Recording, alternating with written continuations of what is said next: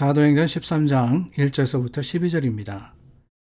안디옥 교회에 선지자들과 교사들이 있으니 곧 바나바와 니게르라 하는 시므온과 구레네 사람 루기오와 분봉왕 헤롯의 젖동생 마나엔과 및 사울이라. 주를 섬겨 금식할 때에 성령이 이르시되 내가 불러시키는 일을 위하여 바나바와 사울을 따로 세우라 하시니 이에 금식하며 기도하고 두 사람에게 안수하여 보내니라. 두 사람이 성령의 보내심을 받아 실루기아에 내려가 거기서 배 타고 구브로에 가서 살라미에 이르러 하나님의 말씀을 유대인의 여러 회당에서 전할세 요한을 수행원으로 두었더라. 온 섬 가운데로 지나서 바보에 이르러 바 예수라 하는 유대인 거짓 선지자인 마술사를 만나니 그가 총독 서기오 바울과 함께 있으니 서기오 바울은 지혜 있는 사람이라. 바나바와 사울을 불러 하나님의 말씀을 듣고자 하더라. 이 마술사 엘루마는 이 이름을 번역하면 마술사라. 그들을 대적하여 총독으로 믿지 못하게 힘쓰니 바울이라고 하는 사울이 성령이 충만하여 그를 주목하고 이르되 모든 거짓과 악행이 가득한 자요 마귀의 자식이요 모든 의의 원수요 주의 바른 길을 굽게 하기를 그치지 아니하겠느냐. 보라, 이제 주의 손이 내 위에 있으니 내가 맹인이 되어 얼마 동안 해를 보지 못하리라 하니 즉시 안개와 어둠이 그를 덮어 인도할 사람을 두루 구하는지라. 이에 총독이 그렇게 된 것을 보고 믿으며 주의 가르치심을 놀랍게 여기더라. 오늘 본문은 안디옥 교회라고 시작하고 있습니다. 이 안디옥 교회가 어제 소개했던 수리아 안디옥입니다. 시리아 지역에 있는 안디옥.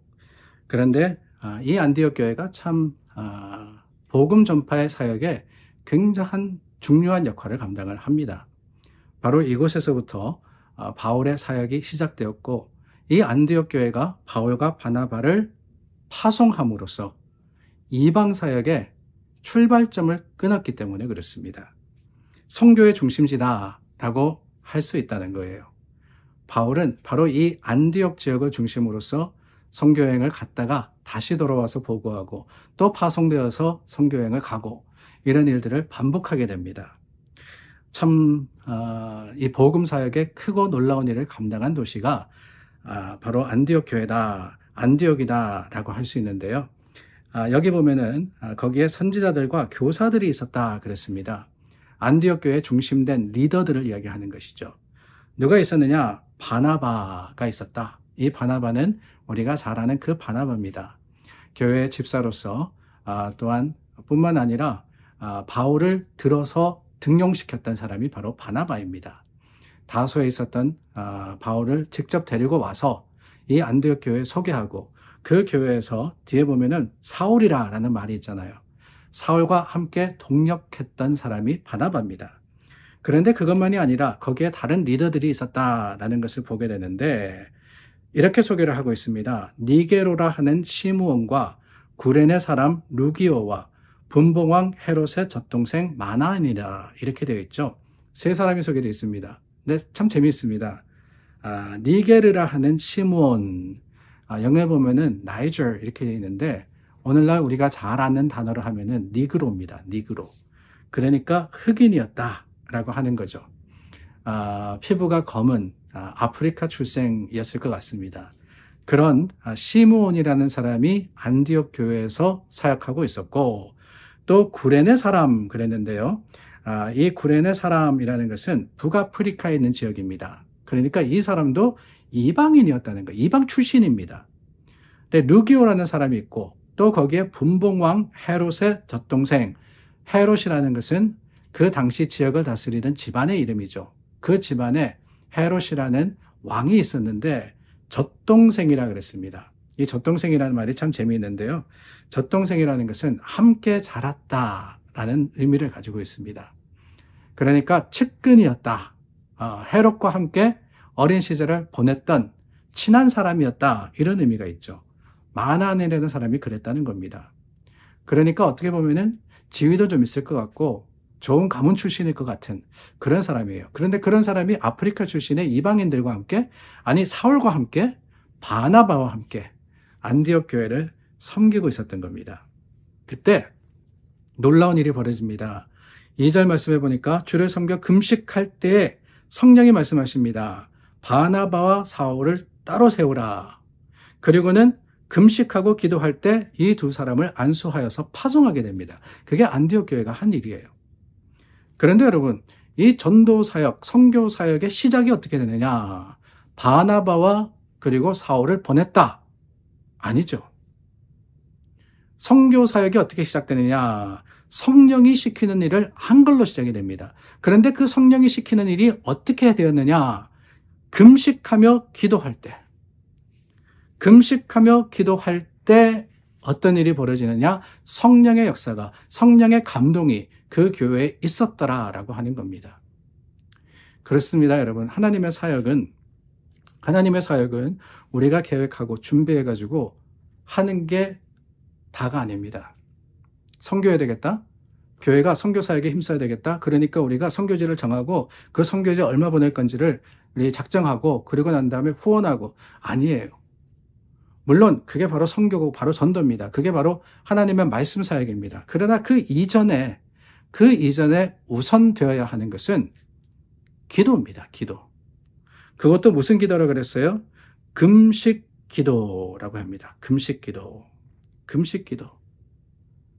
하나님 앞에 간절하게 하나님의 뜻을 구할 때 하나님께서 가장 그 교회에 필요한 사역과 사명을 맡기시는 거예요. 그래서 기도가 없이는 하나님의 일은 할 수가 없는 겁니다. 어디 교회뿐입니까? 우리도 마찬가지예요. 삶의 현장에서 살아가면서 우리가 하나님의 뜻과 하나님의 계획을 이루어 가는데 거기에 가장 필요한 게 뭐냐? 어떤 세상적인 계획이나 준비나 이게 아닙니다. 하나님의 사람, 하나님의 백성은 기도로서 준비하는 거예요. 기도로서 실행하는 겁니다. 기도로서 이루는 겁니다. 그만큼 기도가 중요하다라고 하는 것이지요. 바울의 사역은 무엇으로 시작이 되느냐? 안디옥 교회가 후원했다. 바나바가 데리고 왔다. 아니 거기서 안수받아서 파송되었다. 맞아요. 맞지만은 가장 중요한 것은 기도가, 그것도 금식 기도가 바울의 사역의 시작이었다라는 것을 우리는 반드시 기억해야 됩니다. 그리고 그 기도 가운데 어떻게 합니까? 두 사람에게 안수하여 보내니라 그랬죠.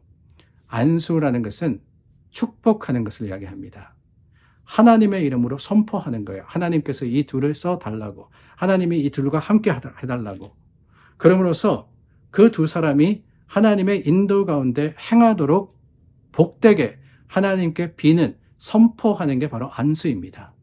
안수하면은 병이 낫고 안수하면은 문제가 해결돼.